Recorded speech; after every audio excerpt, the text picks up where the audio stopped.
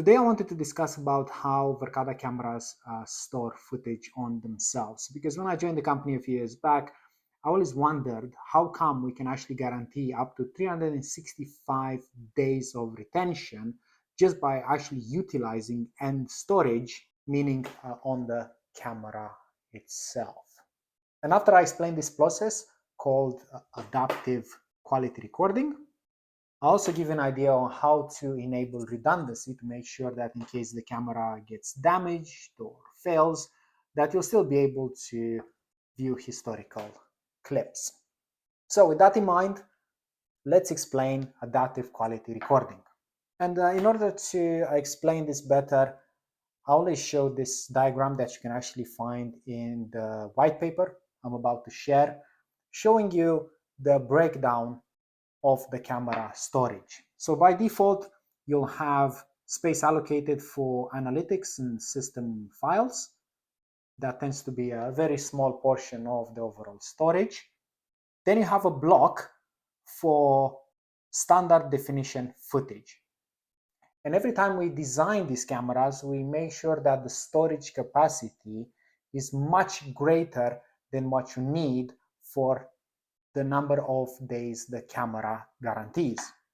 Then on the remaining storage space, we'll be filling that up with high definition footage, which, as you can imagine, requires much bigger storage per second due to its higher resolution.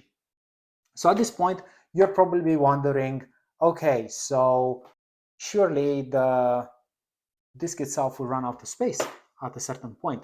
And you are correct. And when that happens, the camera automatically goes back and deletes the oldest piece of HD footage. Remember, SD is there to stay for the duration of time that the camera is scoped to retain.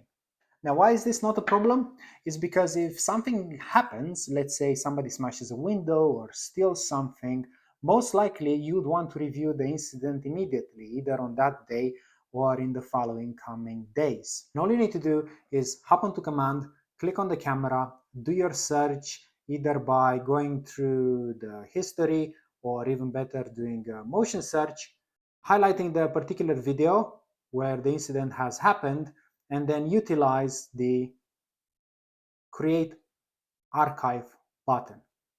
So this will take the footage in high definition and upload it from the camera into the cloud. At the moment of me shooting this video, Verkada is using a company called Backblaze that, similar to Amazon S3, allows you to store files in redundant data centers and provide the encryption for them. Any Verkada customer benefits from an unlimited storage space for archives, and you can tag them, drop notes, and keep them for as long as you want. So even if you need to review the incident further down the line or share it with third parties, all you need to do is either go in the camera archive or the general archive button on the left-hand side, select it, and decide if you want to download it as an MP4 file or share it with the help of an email or an SMS text message. So just to recap, by this point we have discussed that with adaptive quality recording, we are recording continuously 24 frames a second in standard definition for the duration of the retention time, whatever that's 30, 60, 90 days or so on. And when motion has been spotted, we also record an HD stream on top of it. And if the camera were to run out of space, it will go back and delete the oldest piece of HD footage that by now most likely is irrelevant for most people. One of the questions I get is, hey, motion-based recording makes a lot of sense. The footage where nothing happens is most likely irrelevant for most people out there. Why do you do that? That's because, again, we wanted to make sure that you have that peace of mind that everything is being recorded and nobody can accuse you, for example, of disregarding certain pieces of footage. Secondly, you might be wondering, in the case where you actually need to retain high definition footage longer in time, what are your options? Option number one is to buy a camera with a higher hard drive space. Let me give you an example.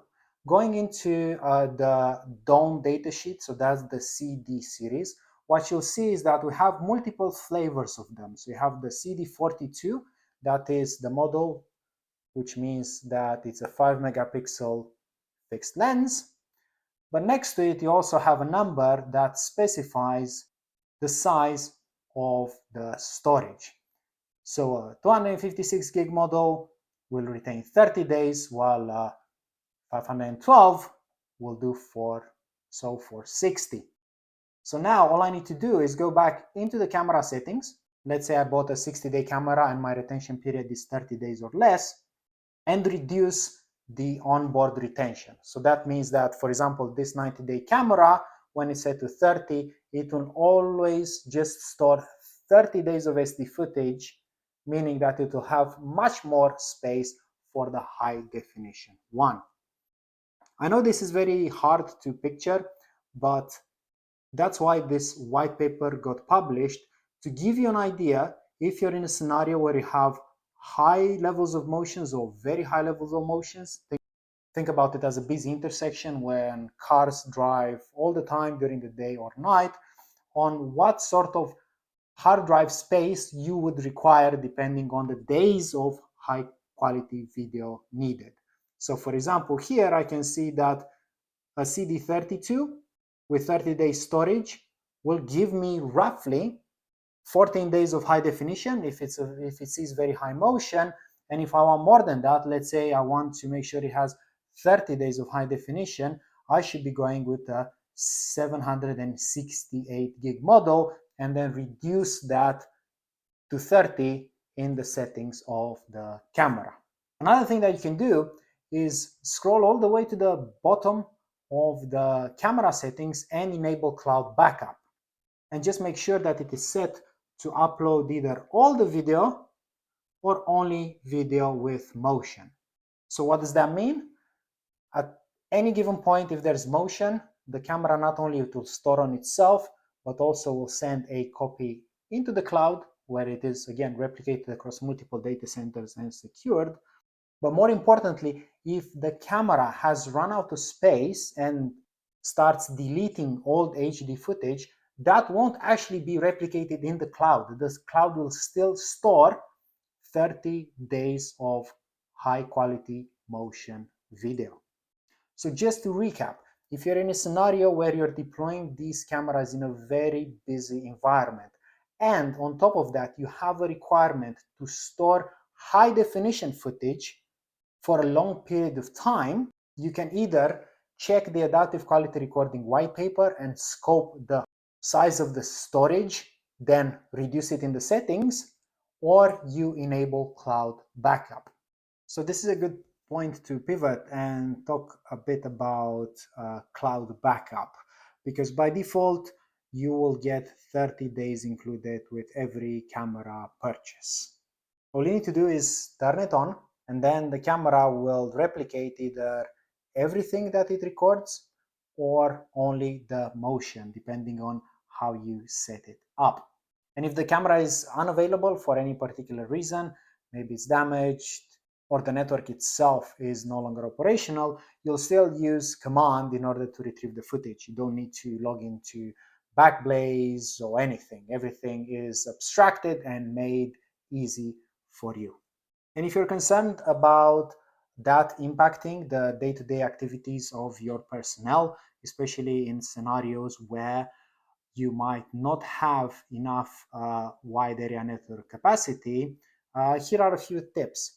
First of all, this is enabled on a per camera basis, so you should only be enabling it on critical cameras. And secondly, you are able to schedule when footage should upload. So for example, you can start it at 6 p.m. every day and get that reassurance that you will have a copy of the day's recording. I also recommend to only upload the motion part, because again, if there is no motion in the frame, then most likely that footage is irrelevant to start with.